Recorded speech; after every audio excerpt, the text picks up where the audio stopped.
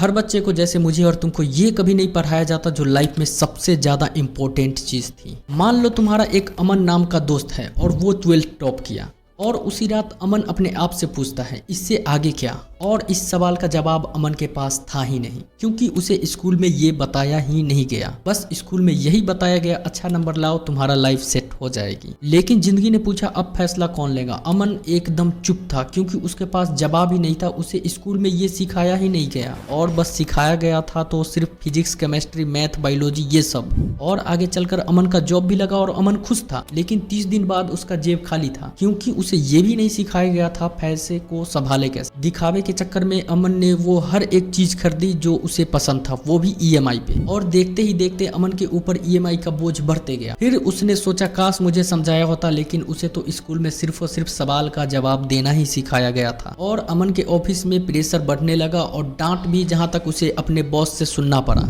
अमन अंदर ही अंदर टूटने लगा, क्योंकि स्कूल में ये कभी नहीं सिखाया गया फेल होने के बाद दोबारा कैसे खड़ा होना है। बस स्कूल में यही सिखाया गया गलती मत करो, और जिंदगी पूछा गलती नहीं करोगे तो सीखोगे कैसे। इन दोनों में से सही कौन है आगे आपको पता चल जाएगा। अगले ही दिन अमन का एक मीटिंग था और उसके पास बेस्ट आइडिया था, फिर भी वो बोल नहीं पाया, क्योंकि उसे स्कूल में सिखाया ही नहीं गया था। जो बोल रहे थे वो समय के साथ आगे बढ़ गए और अमन समय के साथ बहुत पीछे छूट गया। फिर अमन अपने आप से पूछता है मैं इतना पढ़ा लिखा हूँ, स्कूल टॉप भी किया हूँ, उसके बाद भी मैं इतना पीछे क्यों हूँ। और यहीं से शुरू होता है असली सच। स्कूल ने तो कभी हमें यह नहीं सिखाया कैसे कॉम्प्रोमाइज करना है अपने आप के साथ, क्योंकि यही असली सिलेबस है लाइफ का। आप सोचिए सिलेबस के साथ स्कूल में यह सब भी सिखाया जाता तो लाइफ जीना कितना इजी होता। एक ही सिलेबस और एक ही एग्जाम और बच्चा अलग अलग, फिर भी बोलता है सिस्टम एक जैसा बनो। कोई बच्चा क्रिकेट में अच्छा होता है, कोई बच्चा पेंटिंग में अच्छा होता है, कोई बच्चा बोलने में अच्छा होता है, और एक मैथ में थोड़ा सा कमजोर तो वो बच्चा फेल।